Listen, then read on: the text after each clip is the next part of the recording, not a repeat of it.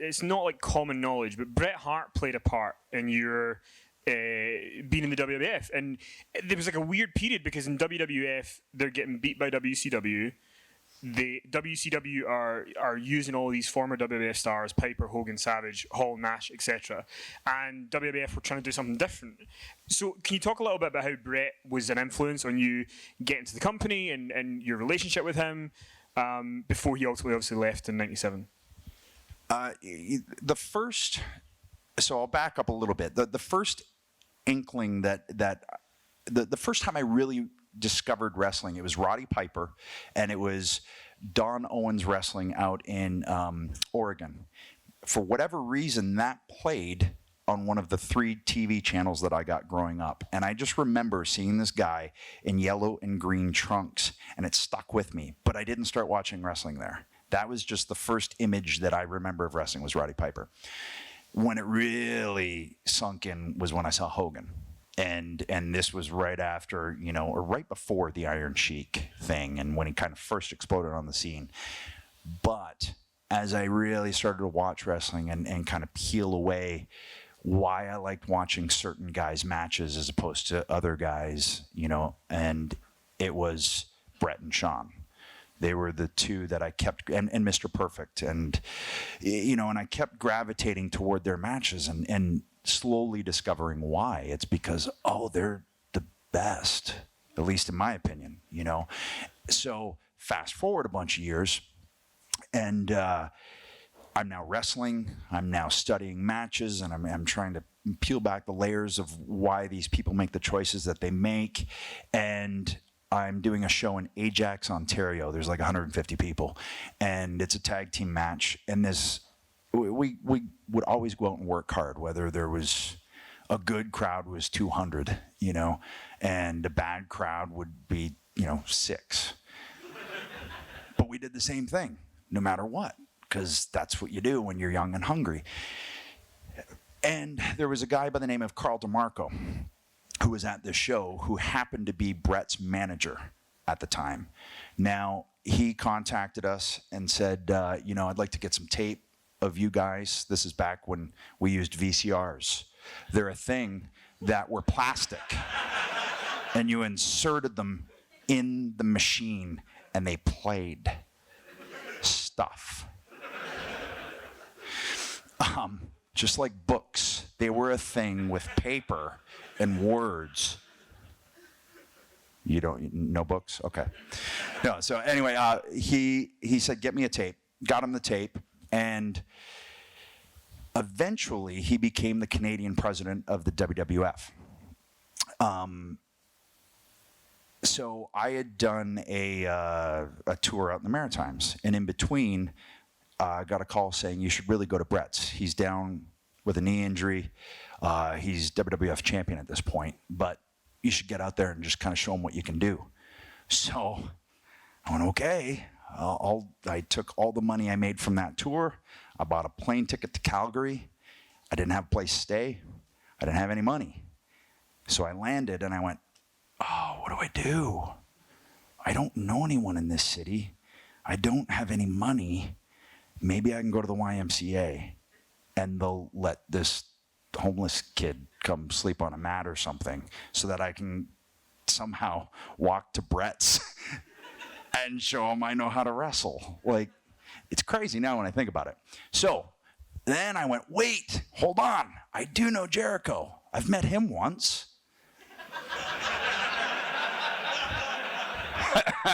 He lives in Calgary, I think. He's in Mexico. Damn it. Wait a minute. Johnny Smith lives in Calgary, I think. Now, Johnny Smith wrestled in the Stampede territory as Davy Boy Smith's younger brother. And I went, right, I gotta call this man that I've met once and hope that he lets me stay at his house. I call him, and not only does he let me stay at his house, but he feeds me. He takes me to Bret's every day, picks me up every day, takes me to the gym with him, and, trusts me to babysit his daughter. And it's a very little known thing with my story, but without Johnny Smith, when I don't have two pennies to scrape together, I don't know what happens. You know, I always say eventually it's going to happen, but man, that sped up the process. So got to Bret's, got in the ring with Bret, and that was the only time that future Edge and Bret ever stepped foot in a wrestling ring together, and nobody saw it. You know, he had a wrestling ring built in his indoor pool room. It was good to be champ. And he had a bunch of guys out there. So it was like Mark Henry, Ken Shamrock, a guy who went on to become Test, Andrew Martin, and myself, and a few others that I honestly can't remember right now. And after the week, I sat down with him in his office, and he said, okay, I got to put in a word for you because you're good. And I went, okay, that's Bret the Hitman Hart told me I'm good. Yes. But I had to go back out to the Maritimes because I had commitments. I had a tour. On that tour, I was wrestling Rick Martel and Don Callis along with Jay every night. You know, so it was little by little it was happening. And then I went back out to Bret's after that, and I brought Jay with me because that's what he does.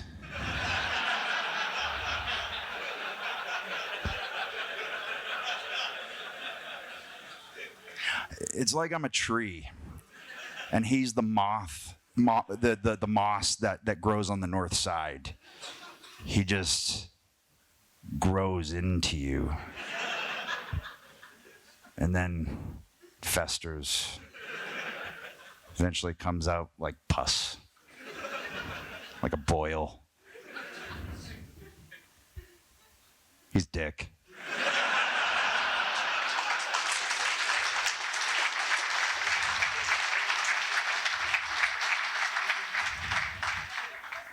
"35 years. I can't cut him off."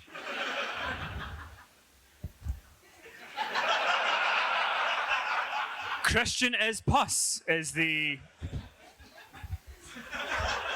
That's a t-shirt. Where the do you go from that?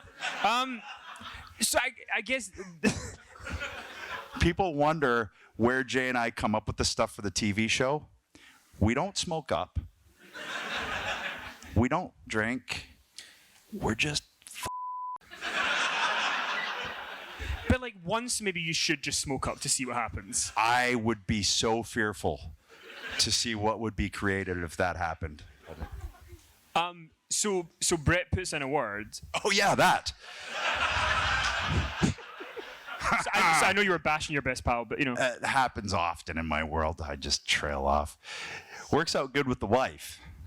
Because I just go, "Oh, concussions, honey. How did I...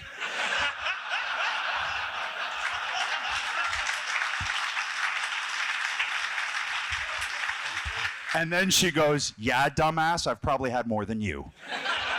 So it doesn't really work, actually. So Bret puts in a word for me. And sure enough, I'm out in Winnipeg. Well, I'm not in Winnipeg. We're actually like 20 hours north of Winnipeg. Never go 20 hours north of Winnipeg if you have a choice.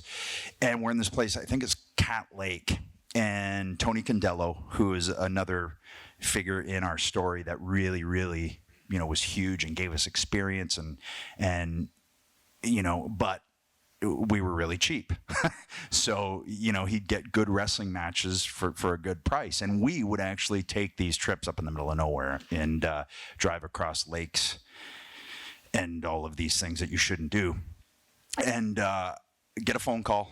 It's from DeMarco. There's one phone in the Indian reservation, the native reservation where we are.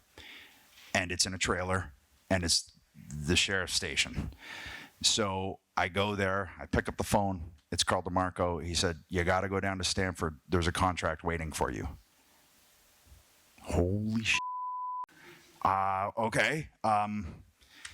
once I get to Winnipeg in 20 hours, then I'll hop on that plane and I'll go to New York. And the first time I've ever been in a limo, I land in New York, I walk out, and there's a limo for me. After I've just driven 20 hours with 8 other dudes farting all over me in minus 72 Celsius weather, and now I'm in, yeah, that's real. And then here I am in New York. I'm in a limo. I pull up to WWE Studios. I walk into this warehouse where they have their TV studios, and Michael P.S. Hayes is standing in a wrestling ring. And I'm like, what is going on here? And he goes, let's have a match. I don't often ask this about MD, but what was he wearing at the time? You were all thinking it. Obviously a fanny pack. Zubaz. At that point, those black high-tech boots and some form of cut-up sweatshirt. But the hair. And I'm like, well, this is odd. There's no one here. I go, okay, yeah.